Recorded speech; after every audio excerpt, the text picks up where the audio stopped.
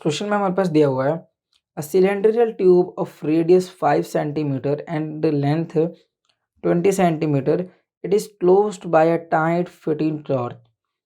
The friction coefficient between the torch and the tube is 0.20, मतलब mu दिया हुआ है मेरे पास, कितना दिया है 0.20, और radius of the cylindrical tube कितनी है, रेडियस ऑफ सिलेंड्रिकल ट्यूब कितना दिया हुआ है 5 सेंटीमीटर, सही है। और लेंथ दी हुई है, मान लेते हैं एल है, कितना है 20 सेंटीमीटर।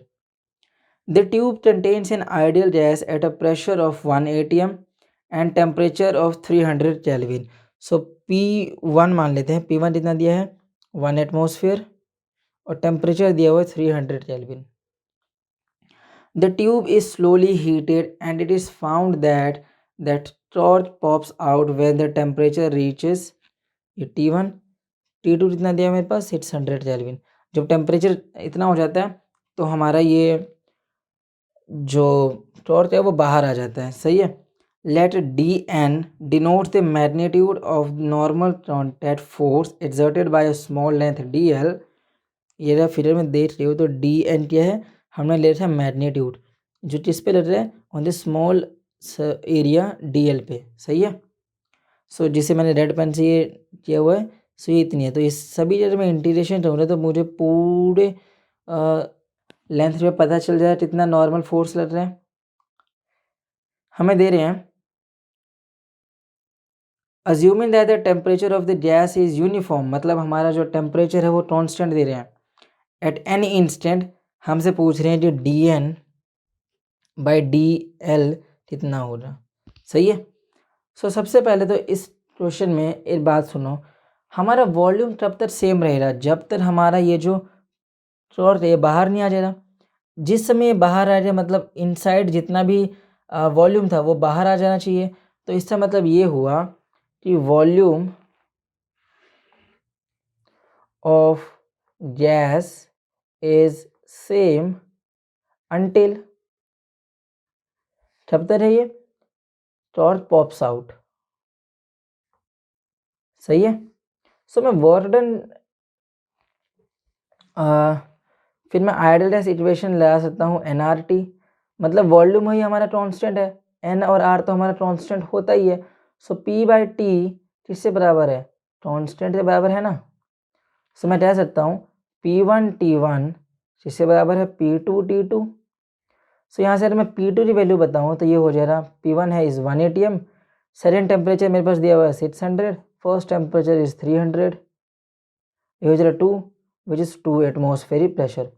मैं यहाँ से ईजिली रह सकता हूँ जो मेरा एक्स्ट्रा प्रेशर है मतलब डेल्टा P वो बराबर है P2 minus P1, P2 is 2 minus 1 atmospheric pressure. So delta P जितना आ जाएगा, डेल्टा P आ जाएगा 1 atm, सही है। सो 1 एटमॉस्फेरिक इज द प्रेशर। अब जो हमारा जो टॉर्च है वो पॉप आउट हो जाता है मतलब बाहर आ जाएगा। तो बाहर कब तक रहेगा, जब हमने उस पर वर्क डन किया हो रहा। सो वर्क डन जिससे बराबर होता है फोर्स इनटू डिस्प्लेसमेंट, सही है। और फोर्स की वैल्यू होती है प्रेशर इनटू एरिया। डिस्प्लेसमेंट कितना है हमारे पास डेल्टा एल, क्योंकि हम स्मॉल लेंथ पे तो हमारा DL दिया हुआ है तो हम डेल्टा एल अज्यूम कर लेते हैं। प्रेशर दिया हुआ है 10⁵ पास्कल, 1 atm की वैल्यू। एरिया क्योंकि ये सर्कुलर है, अगर तुम ध्यान से देखो तो ये सर्कल की फॉर्म में है, तो मैं एरिया के लिए क्या कह सकता हूँ, एरिया हो जाएगा πr², पाई आर की वैल्यू है 5 सेंटीमीटर दिया हुआ था, उसे मैं मीटर में बदल दूंगा तो 0.05 उसका होल स्क्वायर, और लेंथ इज DL, सही है।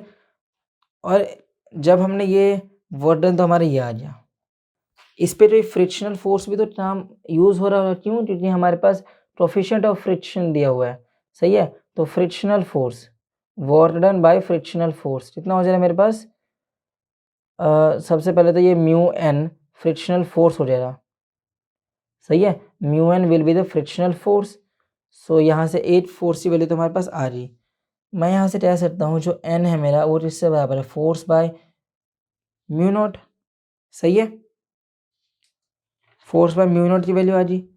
अरे मुझे d N by D l find करना है। सो ये इस इक्वेशन 1 मान लेते हैं, d N by D l. अरे मैं इस टर्म की इंटीग्रेशन करूँ तो ये बराबर हो रहा है एन बाई लेंथ के। एन की वैल्यू तो हमें पता है एफ बाई म्यू नॉट है, फोर्स है मेरे पास 10⁻⁵ और ये हो जाए मेरे पास पाई 0.05 इस होल स्क्वायर। सो एन आ जाए यहाँ से, एल तो मेरे पास इतना दिया हुआ है, एल हो जाए मेरे पास 2 पाई आर। सही है।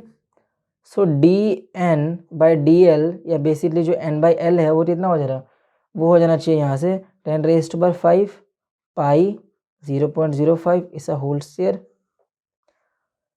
ये हो जा रहा 2 इंटू जो मेरे पास वैल्यू थी म्यू नॉट की, यहाँ पे म्यू नॉट भी तो है ना, म्यू नॉट भी तो है ना, एफ की वैल्यू ध्यान से दे रहा हूँ। तो म्यू नॉट की वैल्यू मेरे पास दी हुई है 0.2, पाई इज 3.1, मतलब पाई की वैल्यू पाई रेस देते हैं, कैंसिल हो जाएगा। और आर इज रेडियस, रेडियस है मेरे पास 0. कितना दिया हुआ 0.05। सो यहाँ से कैंसिल, पाई से पाई कैंसिल, ये हो जाना मेरे पास 1.25 into 10⁻⁴ newton metre inverse. So मेरे पास D N by D L की वैल्यू ये आ गई। इससे आसान सॉल्यूशन और कहीं नहीं।